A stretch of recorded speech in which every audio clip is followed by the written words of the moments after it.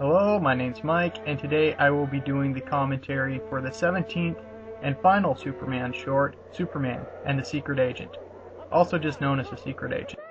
At this point, the series had become very formulaic, with Lois Lane getting into danger, usually by doing something stupid, and Superman coming in and saving her at the last minute.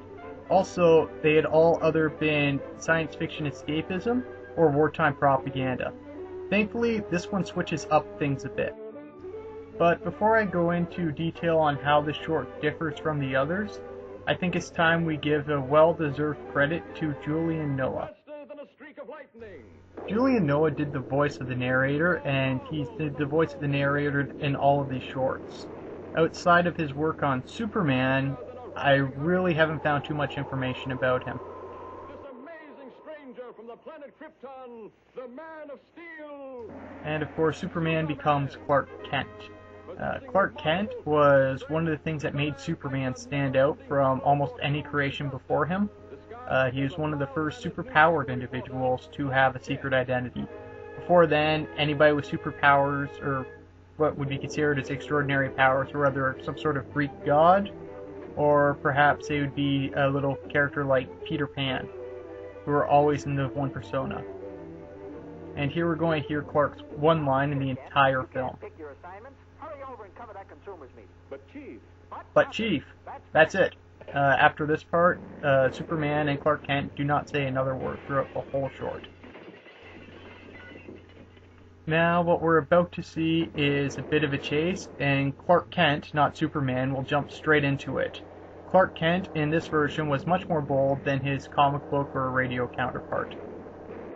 In those versions, he'd mainly just use Clark Kent to survey and gather some intelligence before jumping in and saving the day as Superman. Clark Kent was also used to try and make a bit more of a comic relief aspect, as he'd always try to find some strange way to prove to Lois that he was definitely not Superman.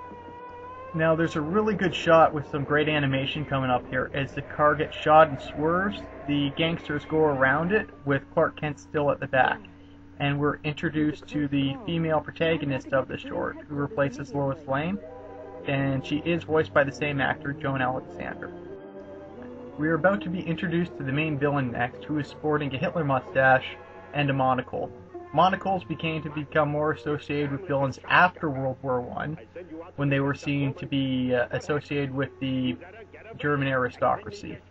And of course, Hitler mustaches lost popularity after they were associated with Hitler and his war crimes. Of course, since this is a wartime cartoon, the villains had to be saboteurs because you had to have something that stopped the American wartime machine.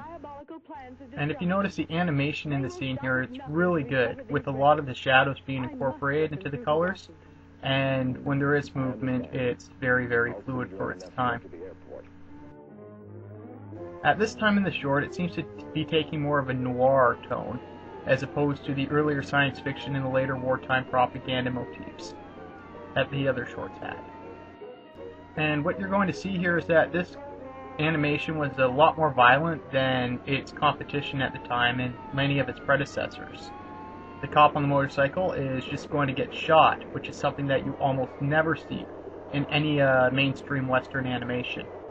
And in the return fire, you see the saboteurs are all getting shot in the arms and fall down to their apparent off-screen deaths. And that cop there just got shot in the heart.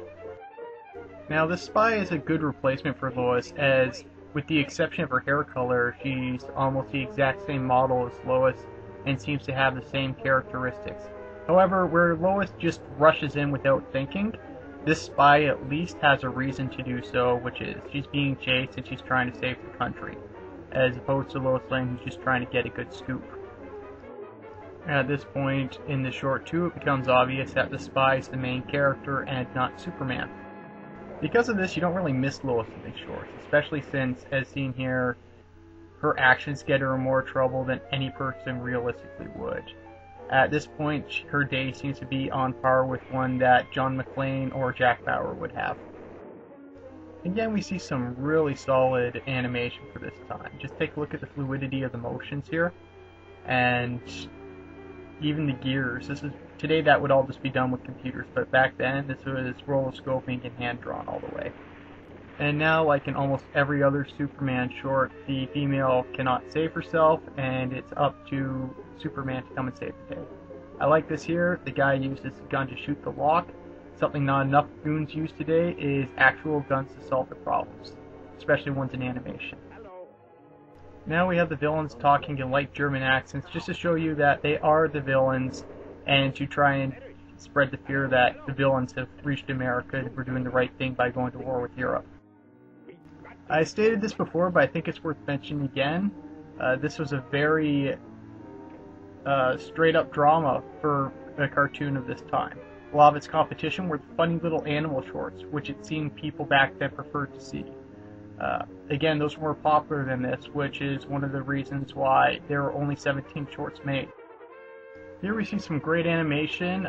Don't know where Superman's keeping his cape, but he just passes through the doors. Very solid. Each piece of falling wood is individually drawn. And he goes to the elevator. Now, as he goes and does this, you'll see that the villains here will start screaming just in German, just to show you without a doubt that they are part of the Axis powers and not sympathizers. It wasn't until the late 60s and early 70s when the Japanese started using animation for action.